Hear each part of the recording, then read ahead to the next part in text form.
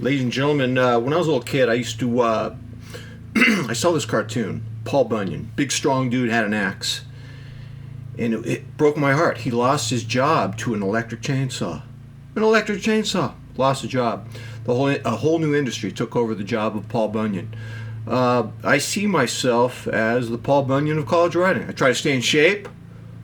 I've been teaching for 40 years. I've been staying strong. Paul Bunyan of college writing. But as I've been laboring in the forest with my axe, in the distance, I've heard an electric chainsaw. And the electric chainsaw is ChatGPT. I kind of knew it was getting closer and closer, and then this semester, boom, it just skyrocketed, man. I don't know, 15 to 20% of my students are using it. It's pretty easy to detect, even without using one of the checkers. I can just see all these cliches and stock expressions, Fostering empathy and growth in our personal lives. Give me a break, ChatGPT. Terrible writing stylist. But you're coming after me. You're coming after my job. I know you are.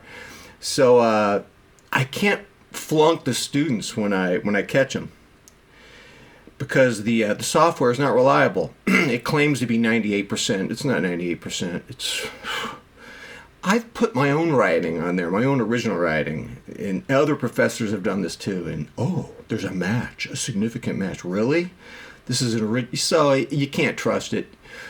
So what's interesting though is the students they don't deny it. When I write in the Canvas comment, I say, due to a significant match with ChatGPT, you're going to have to resubmit this. They never deny it. They admit it. They apologize. They say, I was tired. I was up late. I didn't have time, so I used ChatGPT. They seem to know in this new zeitgeist of softness that there's not a lot of consequences for it. So I'm kind of frustrated because this is a whole new layer of time and energy I don't want to spend. I mean, no one's paying me extra to do this extra work. What am I, a ChatGPT investigator? I guess I am. It's part of the job now. Yesterday in my college freshman writing class, I asked the students a hypothetical question. I said, hey, I'm really frustrated with this ChatGPT nonsense. So let me ask you a question. This was day one of the semester. I was giving you the syllabus, and I said this. I said, there will be no take-home essays. The take-home essay is dead because we cannot achieve academic honesty with the take-home essay. Instead, you'll write in a blue book with a pen. And they all said, are you kidding me, man?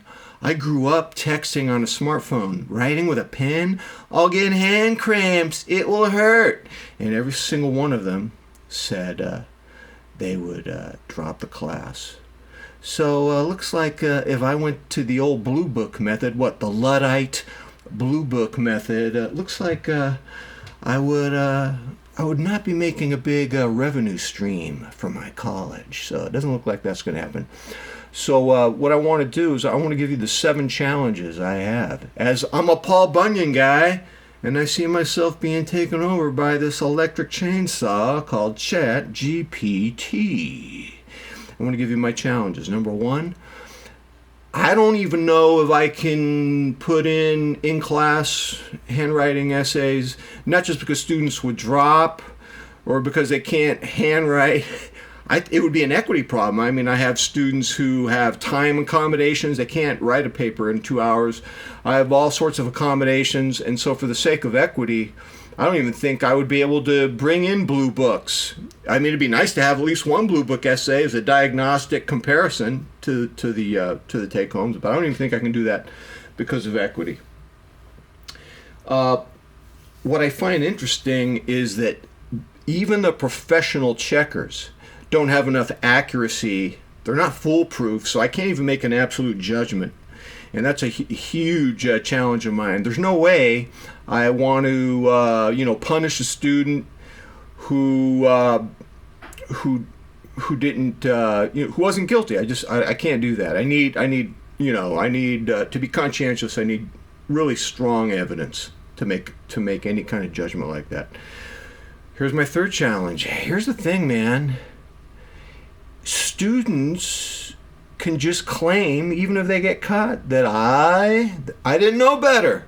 I was using Grammarly. I was using software to help my grammar and to help my prose style, my diction, my rhetorical strategies. And you know what? The administration will take their side. They know they can do that. They can just say they didn't know better. They got caught up in a Grammarly software or something, and I'm telling you, man, they can get away with it. Here's my fourth concern. As the ChatGPT checkers get more sophisticated in catching ChatGPT, the students will find software to cheat that will become equally sophisticated. Now, in a tie, the tie goes to the student. It's pretty much a software arms race that will end in a tie, and the tie will always go to the student. And I see that challenge not going away. My fifth challenge is that now I have this whole new layer of investigations. This is a whole new layer of time and energy that I'm not getting paid for. So I just lost productivity. My pay scale just went down. Thanks, ChatGPT. Thank you so much. All right. My sixth challenge. You know what? ChatGPT is that electric chainsaw. It's not going away. There's no way. It's going to permeate the consciousness of culture. It's going to become the new common currency of language. ChatGPT will alter our brains. Computers always do. Our brains will gravitate to ChatGPT. They'll desire ChatGPT. We'll start talking like ChatGPT. It's going to change us, man. It's the electric chainsaw taking over the Paul Bunyan. I mean, we're just mortals, man. We can work out, we can try to be strong, but the electric chainsaw does its thing, man. It's going to continue to permeate the consciousness, and it's going to become the language. In fact, you know, in real life situations, if you're writing a memo for work or a proposal for work, you're going to use ChatGPT. It's just good. It's the common currency. Why wouldn't you use it? And that pretty much brings me to my final challenge. I mean, pretty much my career as a college writing instructor is in an existential crisis in terms of my relevance, my usefulness. Because what I do is abstract. It's theoretical in a way. What ChatGPT does is gives a person real life use. That's what you need. You need real life. If you're writing a memo or a proposal and ChatGPT gets the job done for you at work, that's legit. I can't deny that, man. Let me give you an example. My friend Adam works in advertising. He told me he lost $30,000 last year. His clients, who normally would come to him so he could write them a publicity package, they used ChatGPT. Was ChatGPT as good as Adam's work? Probably not. But was it good enough in terms of it was free? It was free. It was good enough for them that they didn't use Adam and he lost $30,000 of revenue. ChatGPT's not going away. And by the way, do you really need amazing writing and, you know, rhetorical flourish to turn in a business proposal? Maybe not. So I don't see ChatGPT going away. I just don't see it, man. My buddy Adam had that happen to him. He lost some money.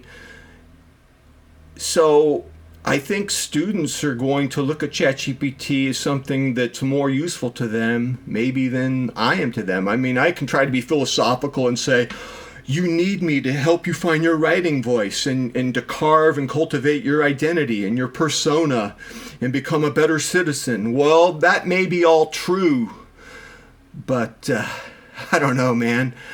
I am Paul Bunyan, and the electric chainsaw is getting louder and louder. It's coming right toward me.